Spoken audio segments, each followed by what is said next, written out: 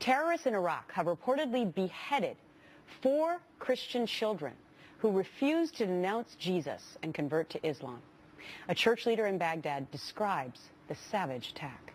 ISIS turned up and they said to the children, "You say the words that you will follow Mommy." They said, "Say the words." They said, "No, we can't."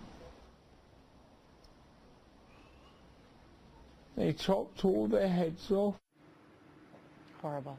Meantime, there are growing fears that ISIS will set its sight on the U.S. homeland. Look at this brand new Fox News poll. Huge majority, 81%, say the terror group will soon try to carry out an attack on U.S. soil.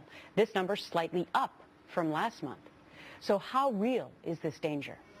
Pete Hegseth, CEO of Concerned Vets for America and a Fox News contributor.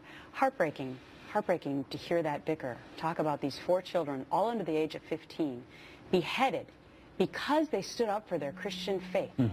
You will denounce Jesus, and if you do not, you will be killed. And in the process, they ended up killing all 4 of those boys, cutting their heads off for their faith. It's absolutely horrendous. It is a level of brutality we cannot relate to. These are modern-day Nazis. These are ideologues who are feed on the blood, on the violence. We're hearing more and more inside Mosul and other places of more violence like this as they're getting not desperate per se, but the radicalization takes them to a place where violence begets more violence. So we'll see if recent attempts in Mosul to take that city back will happen or not. But these stories remind us of the vicious nature of this enemy and how far they'll go in trying to deliver whatever justice they believe their faith requires. All right, so we're talking about this happening over in the Middle East, but that poll is staggering.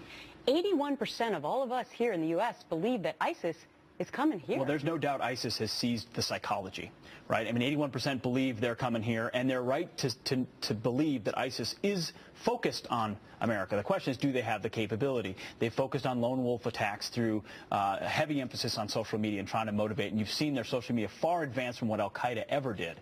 And there's also a focus on the southern border. I'm close to some folks in the House Armed Services Committee who are very concerned about things they've seen on the southern border related to activity down there of foreign fighters, like nationality of folks attempting to cross the border who won't carry the black flag of ISIS and say, "I'm from ISIS," but there's a lot of question about the allegiance. So I don't want to overplay the threat. It's much more psychological and sort of a lone wolf focus. It's not clear that Baghdadi is as shrewd and sophisticated in long-term thinking as bin Laden was, but he's a little bit more ruthless and bloodthirsty, which may not manifest itself here immediately, but they'd like to, and clearly they've seized our psychology.